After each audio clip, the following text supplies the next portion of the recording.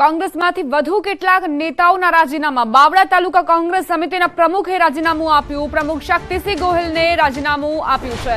પુરુષોત્તમ હદવાણીએ આ રાજીનામું સોંપ્યું। અમદાવાદ જિલ્લા કોંગ્રેસના સંગઠન મંત્રીએ પણ રાજીનામું આપ્યું છે। દિનેશ ઠાકોરે પક્ષમાંથી રાજીનામું આપ્યું। અમરસિંહ સોલંકીને રાજીનામું મોકલી આપવામાં આવ્યું છે।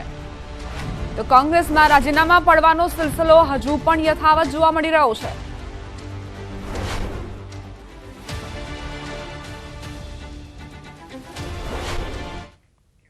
આગળ વાત મહાસંગ્રામની।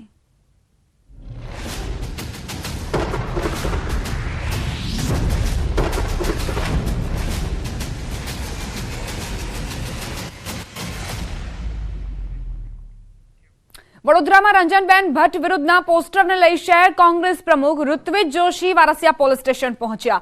મીડિયા સાથેની વાતચીતમાં તેમણે સ્પષ્ટતા કરી કે પોસ્ટર મેં નથી છપાવ્યા। આ સાથે જ તેમણે આરોપ મૂક્યો કે ભાજપ તેમને ફસાવી રહી છે। હેરી ઓડને પોલીસે ગેરકાયદે પકડી તેમનું નામ લખાવ્યાનો પણ આરોપ મૂક્યો। હાલમાં ભાજપમાં ગયેલા પૂર્વ કોંગ્રેસ હોદ્દેદારોનું ષડયંત્ર હોવાની આશંકા વ્યક્ત કરી। મને આજે શહેર કોંગ્રેસ પ્રમુખ તરીકે મારે વિરોધ કરવો હોય સાંસદનો તો હું જાહેરમાં કરી શકું છું। મને લોકશાહીને બંધારણ અધિકાર આપ્યો છે અને અમે કર્યો જ છે। દિન દહાડે અમે વિરોધ કર્યા છે અને કાલે ચૂંટણી કમિશનર પરમિશન આપશે ચૂંટણી પંચ તો અમે કાલે પણ વિરોધ કરીશું, એમનો જાહેરમાં કરીશું। દાહોદ બેઠક પરથી કોંગ્રેસે પ્રભાબેન કિશોરભાઈ તાવિયાડને જાહેર કર્યા છે। નામ જાહેર થતા પ્રભાબેન અને તેમના સમર્થકોમાં ઉત્સાહનો માહોલ જોવા મળ્યો। કાર્યાલય ખાતે મોટી સંખ્યામાં સમર્થકો અને કાર્યકરો હાજર રહ્યા હતા। સાથે જ પ્રભાબેને 1 લાખથી વધુ મતોના માર્જિન સાથે જીતવાની આશા વ્યક્ત કરી હતી।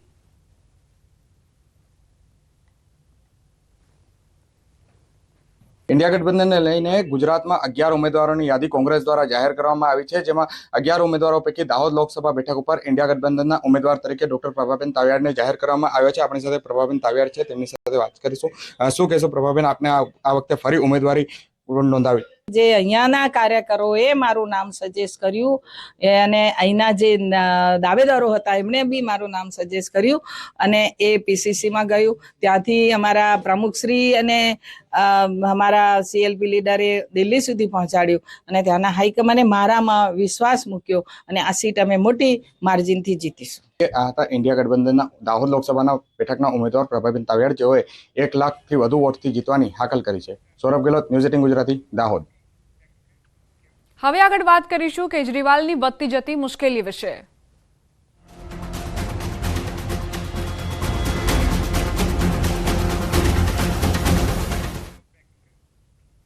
અરવિંદ કેજરીવાલને ઈડી કોર્ટમાં રજૂ કરવામાં આવ્યા, જ્યાં કેજરીવાલના રિમાન્ડની માંગ કરવામાં આવશે। ગઈકાલે મોડી રાત્રે દિલ્હીના મુખ્યમંત્રી કેજરીવાલની ધરપકડ થઈ હતી। શરાબ ગોટાળા મામલે ઈડીએ તેમની ધરપકડ કરી છે। 2 કલાકની પૂછપરછ બાદ કેજરીવાલની ધરપકડ થઈ હતી। અગાઉ કેજરીવાલે પોતાની વિરુદ્ધ દંડાત્મક કાર્યવાહી પર રોક માટે દિલ્હી હાઈકોર્ટના દ્વાર ખખડાવ્યા હતા। તો અરવિંદ કેજરીવાલ, જેમની મુશ્કેલીઓ વધતી જઈ રહી છે, તેમણે પોતાની વિરુદ્ધ દંડાત્મક કાર્યવાહી સામે હાઈકોર્ટમાં અરજી કરી હતી, પરંતુ હાઈકોર્ટે અસ્વીકાર કરતા જ સાંજે ઈડીની ટીમ તેમના ઘરે પહોંચી હતી। 2 કલાક પૂછપરછ ચાલી અને ત્યારબાદ તેમની ધરપકડ કરાઈ છે।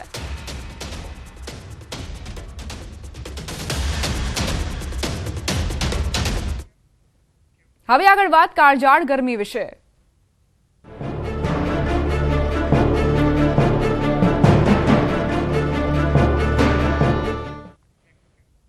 26મી માર્ચ સુધી 6 જિલ્લાને સાવધાન રહેવું પડશે। ગુજરાતમાં 6 જિલ્લા માટે હીટવેવની આગાહી કરાઈ છે। કચ્છ અને સૌરાષ્ટ્રના 5 જિલ્લા માટે આગાહી કરાઈ। 26મી માર્ચ સુધી 6 જિલ્લામાં હીટવેવની આગાહી। 25મી બાદ 2 દિવસ સુધી દીવમાં પણ હીટવેવની આગાહી કરાઈ। કેટલાક ભાગોમાં 1 થી 2 ડિગ્રી પારો ઊંચકાઈ જશે। હાલ રાજ્યમાં સૌથી વધુ તાપમાન અમરેલીમાં 40 ડિગ્રી નોંધાયું છે।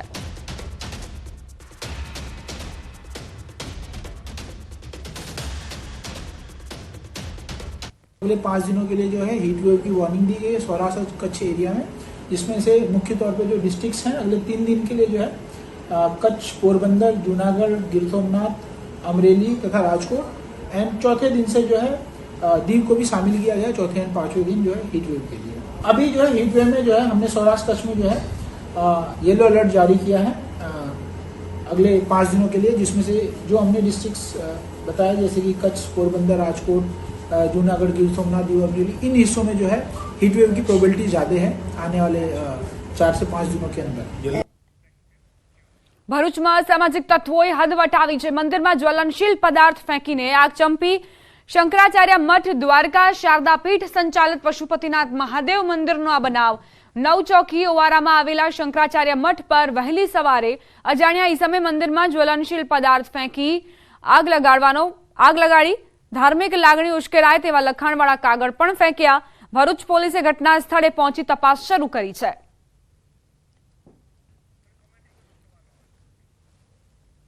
તો આ આરોપી જુઓ, જેણે બુકાની ધારી આ શખ્સ જ્વલનશીલ પદાર્થ પહેલા તો ફેંક્યો મઠમાં અને ત્યારબાદ આગ લગાવી દીધી. અને ત્યાં એવા કાગળો પણ ફેંક્યા છે જેમાં ધાર્મિક લાગણી દુભાય તેવા નારાઓ લખેલા છે. મંદિરમાં આખરે કોણે આગ ચંપી તેની જાણકારી હજુ સુધી પ્રાપ્ત નથી થઈ. પોલીસ સીસીટીવીના આધારે શોધખોળ કરી રહી છે. આતંક મચાવનાર શખ્સ આખરે ક્યારે પકડાશે તે સૌથી મોટો સવાલ. કોણ છે મહાદેવ મંદિરના દુશ્મન? આખરે કેમ આ ઘટનાને અંજામ આપ્યો આ શખ્સે? મંદિરમાં આગ ચંપી કરનાર આખરે કોણ છે તેને લઈને પોલીસ તપાસ કરી રહી છે. હજુ સુધી આ જે બુકાનીધારી શખ્સ છે તે વિશે જાણકારી પ્રાપ્ત નથી થઈ શકી. સીસીટીવી ફૂટેજના આધારે શોધખોળ આગળ વધી રહી છે. પરંતુ જે હાજર સાધુ સંતો હતા તેમના મતે દેશ વિરોધી અને સાથે જ ધાર્મિક વિરોધી લખાણો પણ કાગળમાં લખવામાં આવ્યા હતા.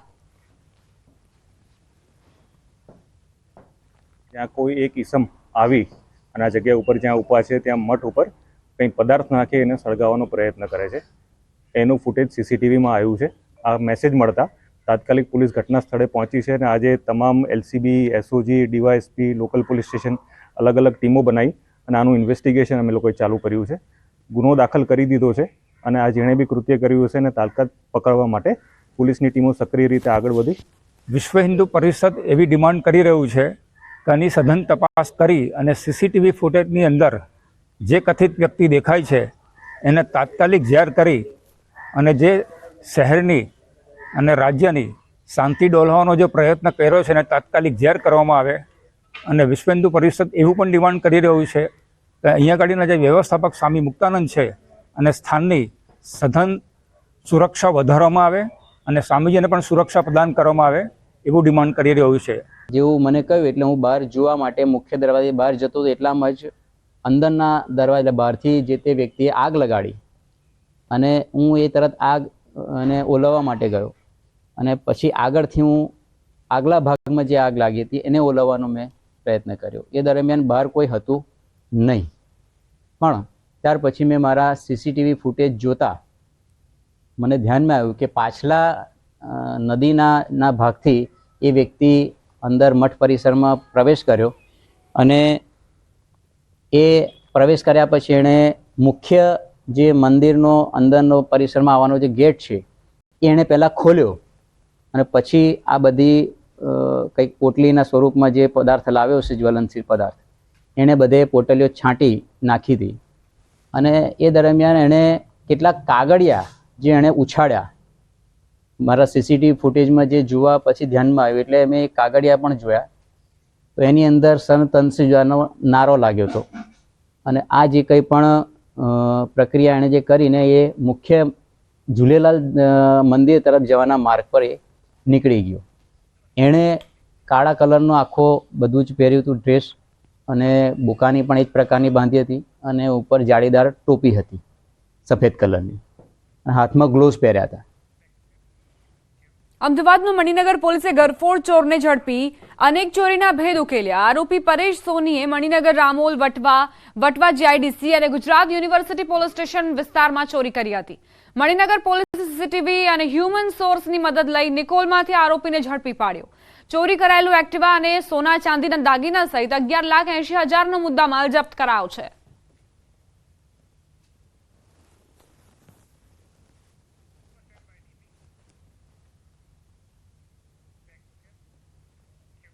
અમદાવાદમાં બેફામ કાર ચાલકનો કહેર, 4 લોકો ઘાયલ થયા છે. જીબી શાહ કોલેજ પાછળ ખોડિયારનગરમાં અકસ્માતની ઘટના બની.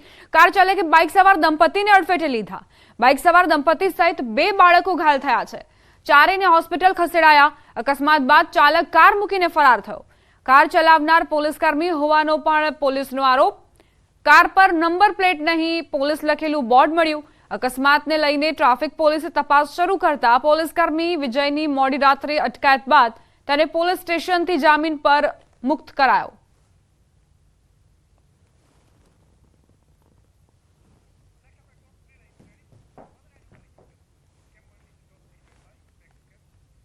હવે નજર કરીશું ટોપ 3 ન્યૂઝ પર. ગુજરાતના 6 જિલ્લાવાસીઓ રહેજો સાવધાન. કચ્છ અને સૌરાષ્ટ્રના 6 જિલ્લામાં હીટવેવની આગાહી. 26 માર્ચ સુધીની કરાઈ આગાહી. ગુજરાત કોંગ્રેસમાંથી રોહન ગુપ્તાનું રાજીનામું, પત્રમાં નારાજગી સાથે અપમાનિત કર્યાનો ઉલ્લેખ. કોંગ્રેસના સંચાર વિભાગના એક નેતા પર આરોપ. ભરૂચમાં અસામાજિક તત્વોનો કહેર, મંદિરમાં જ્વલનશીલ પદાર્થ ફેંકી કરી આગ ચાંપી. ધાર્મિક લાગણી ઉશ્કેરાય તેવા કાગળો ફેંક્યા.